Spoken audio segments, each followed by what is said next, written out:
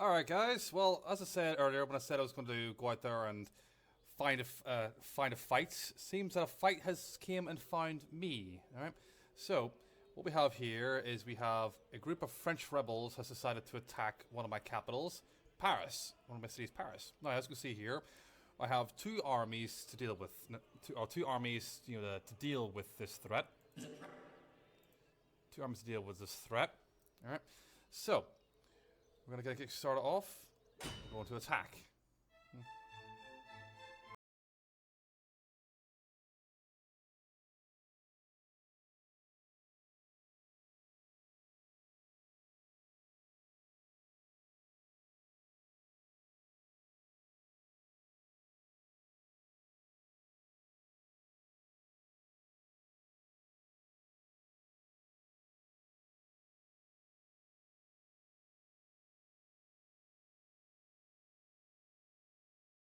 Alright.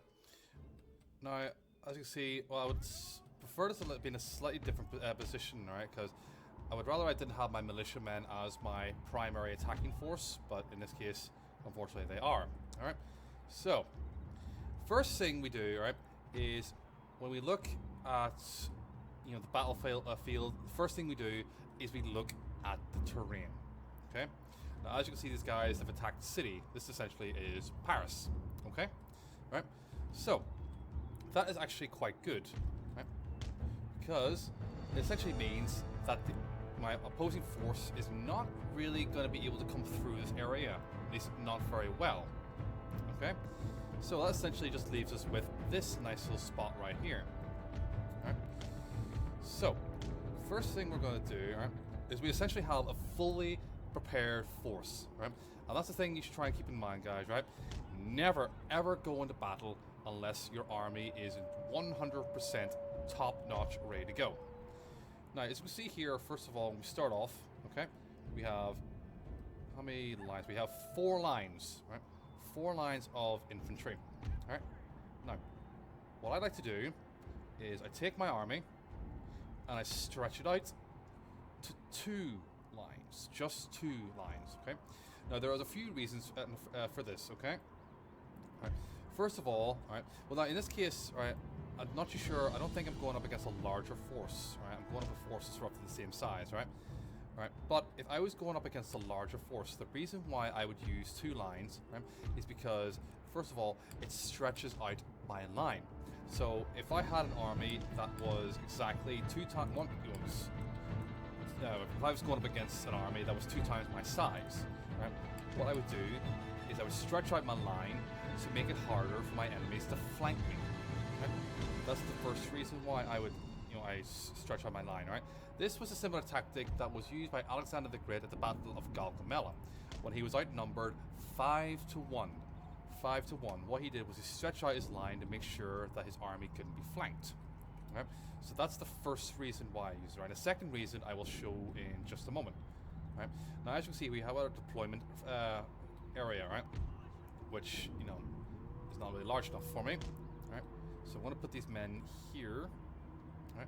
So as I said, my left flank is essentially protected. Right? And the area is nice and flat, so there's no real advantage to anybody else. As you can see, my cavalry's here are on my flanks. Alright? So I said the reason why I have the cavalry on the flanks is because it's to protect my flanks, right, and to try and neutralize enemy cavalry. So what we're going to do now is we're going to end the deployment, and as you can see here, right, the enemy's forces are coming at me. Right, so I'm going to put these men into position. Okay. Now you see here they have cannons, right? I never use cannons. Cannons, in my personal opinion, are no good unless you're going for a siege, right? Cannons are very, very inaccurate, right? And they do minimal damage to enemy forces, so I never really use them, right? Now, as you can see here, we have my reinforcements are en route, right?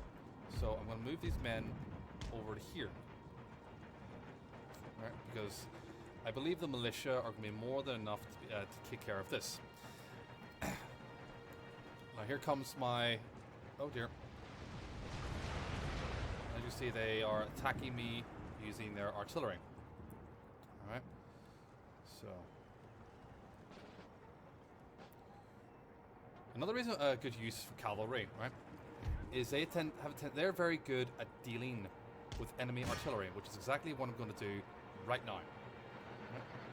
Right. As for this army,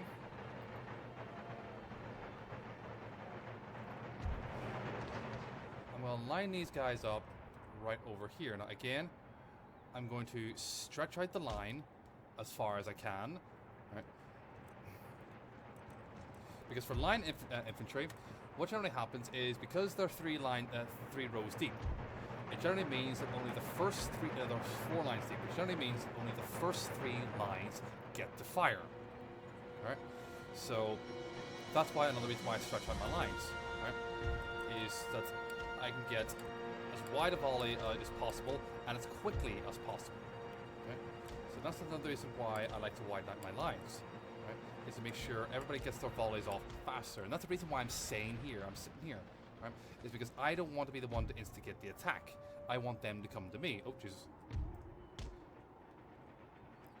Unfortunately, what's going to happen is I've got a bit of a backfire here, is that my cavalry has been engaged. Right? And they've taken a few hits. This is why I don't like attacking very often. Now, there's my specialized units coming into play. Stop right there. Alright, so all we really do now is wait. Right? Now the genius of the militiamen will hopefully become apparent in just a moment. Right?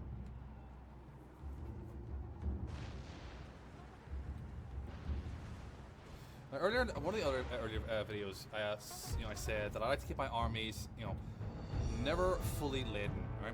I like to keep them half laden. Right?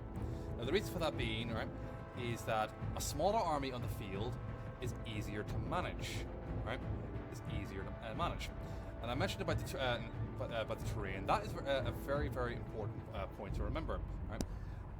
There was a battle that was fought by Rome against the Germanic tribes at the Battle of Teutoburg Forest. Right? Now, the terrain was extremely unfavorable to Roman infantry, right? Because Roman infantry and cavalry required space, right? Space to maneuver, and they didn't get that in the Teutoburg Forest because it was small, compact, and a lot of Roman infantry men, they'd never seen forests as grand as Teutoburg Forest.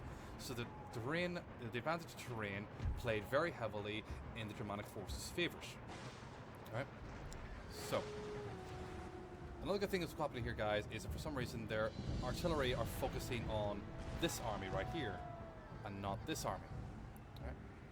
Now, these guys are coming straight at my line. I see this little red line here. This is the range. This is the range of the Minutemen. Right?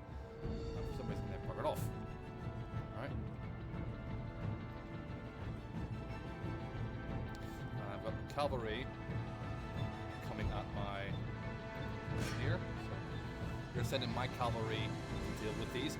The cavalry are good for two things. A few things, right? Is one of the things they're good for is neutralizing enemy cavalry. You know what? Just deal with that for God's sake.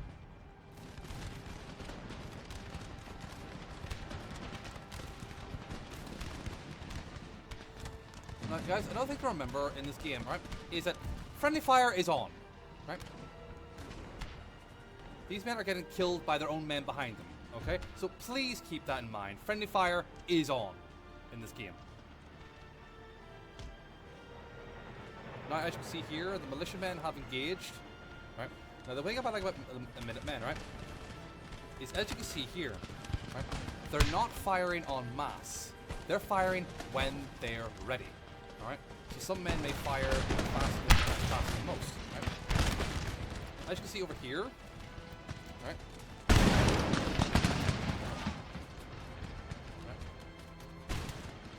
They have 165 men right now, right?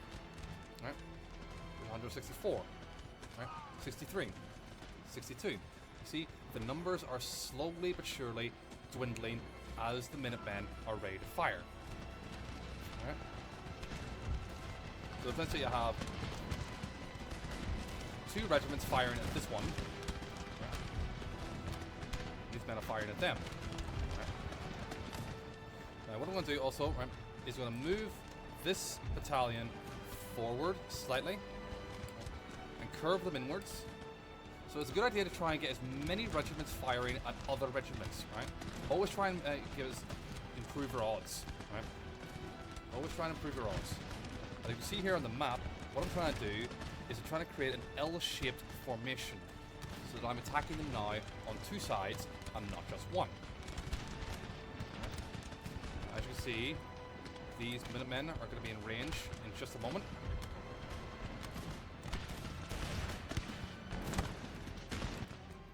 Let's move things forward just a little bit.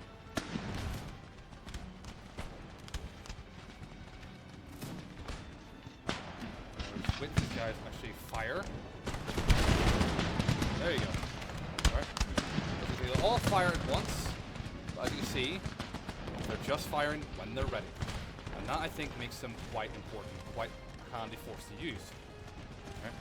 Minutemen are also very, very good at taking care of cavalry. Very, very good at taking care of cavalry. Now, as you can see here, this line is in position. Now, it's not very, I'm not really going to do much for these guys because, you know, there's not really much point. They're not really needed. Alright. But I'm only showing you these guys, you know, I'm going to put these guys in position just to show you what they do. Now, as I said, another good thing for cavalry to do is they take out artillery. They can take out artillery quickly and swiftly. Right?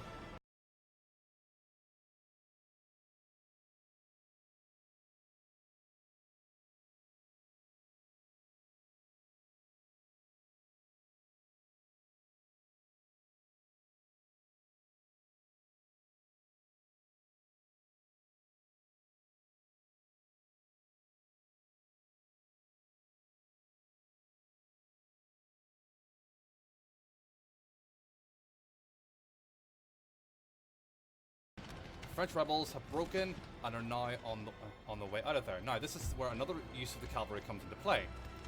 Chasing down enemies. Alright? And this is where, you know, the dragoons speciality comes into play. So not only can they shoot, they can change to melee. Melee is much handier when it comes down to chasing fleeing enemies. Much handier. Right? Because in this case, what will happen is, as you can see, they stopped and they fire. And of course, while they're reloading, the enemy's making a break for it. So, change to melee, and you get those guys in there.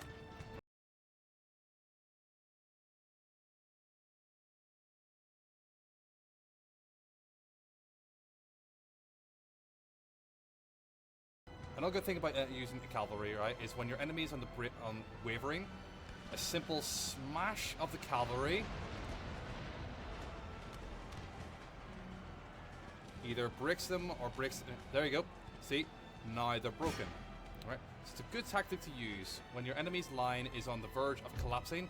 Send in a cavalry unit, sweep the line, and break them. It's a perfect strategy to use. Right. I'm going to send one cavalry unit off to deal with them, and another one to deal with these guys.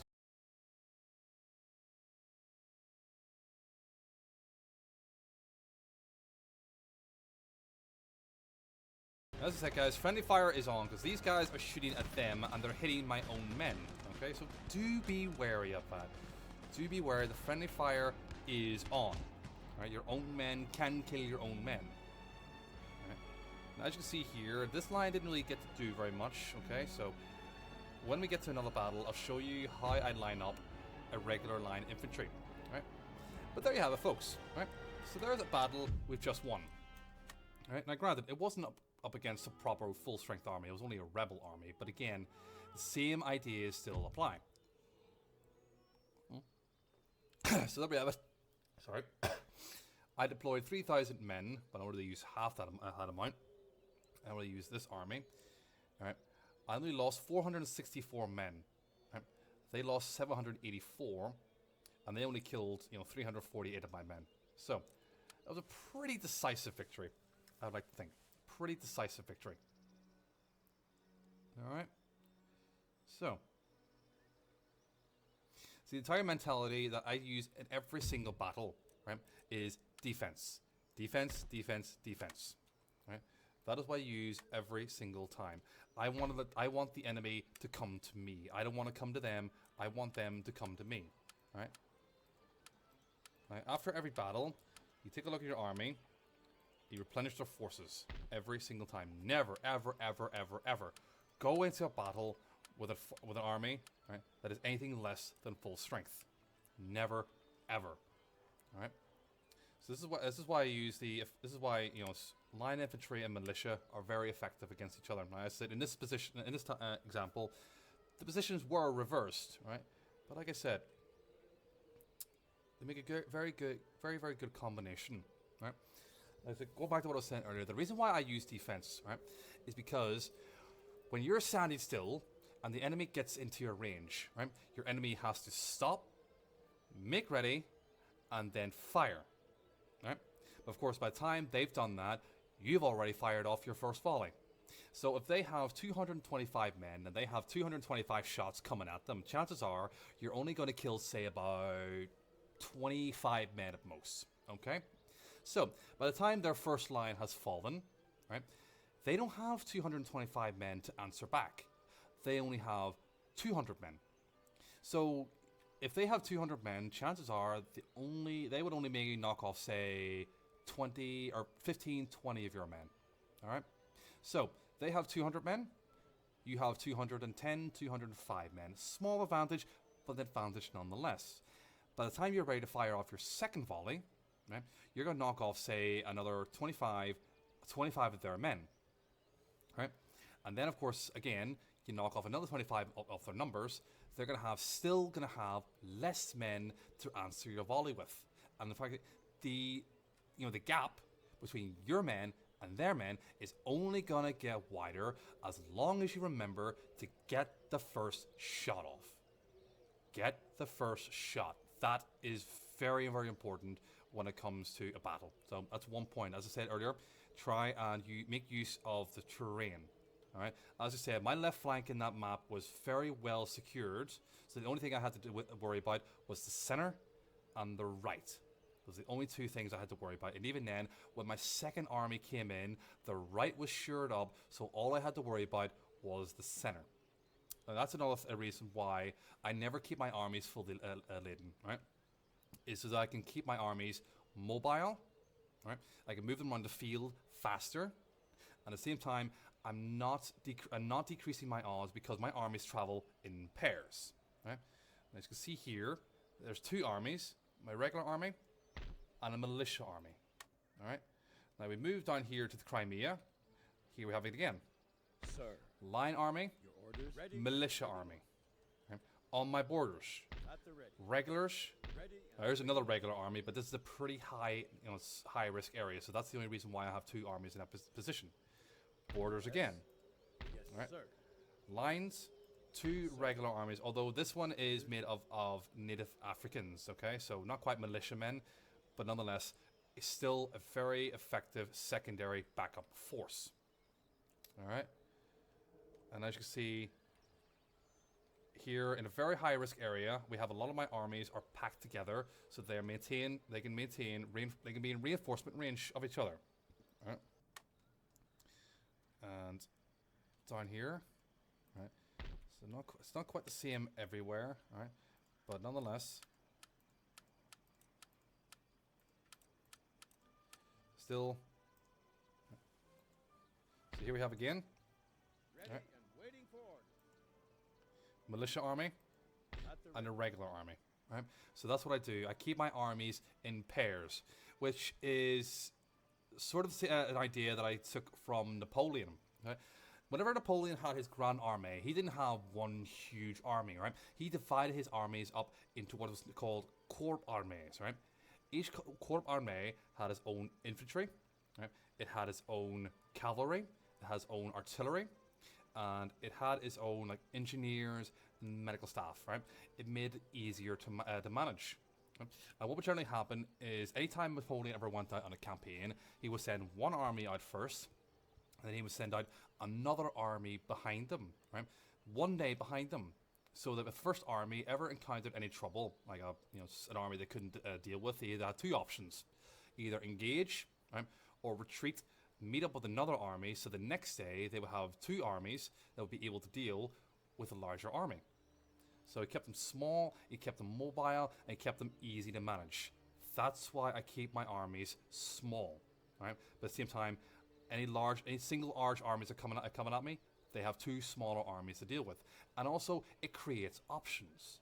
As you've just seen there, right? I either had the option of just using my first army and just, see how the battle went, or I could have put my other army into position, and as I said in that battle, I shored up my right flank so that I didn't get outflanked. And like I said, it just gave me options, right?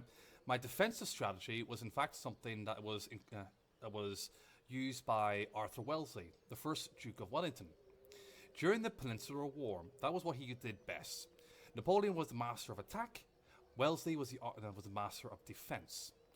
Whenever he was in Portugal, right, he didn't really have an awful lot of men to work with. So at one point, he marched into Spain, but unfortunately, he had to march all the way back. He had to retreat back to Portugal. And he created what was known as the Villa de Torres, which was a line of nigh impenetrable forts. Right? And basically, this was an idea that would be carried. Basically, the idea he came up with was towers and trenches. Right, 100 years before trench warfare in World War One, he was the one who sort of came up with the first idea about it. So when one of the French commanders came across the defensive line that Arthur Wellesley had put in place, he took one look at it and just said, no way are we going to have a chance against that. And he literally marched right back the way he came. Defense, defense, defense. All right, so keep that in mind. All right, so now what we're going to do is we're going to have a look around and see if I can show another great example, this time with the line infantry leading the attack rather than the militia force. All right, so let's have a look about and see what we can find. All right, so just give me a moment.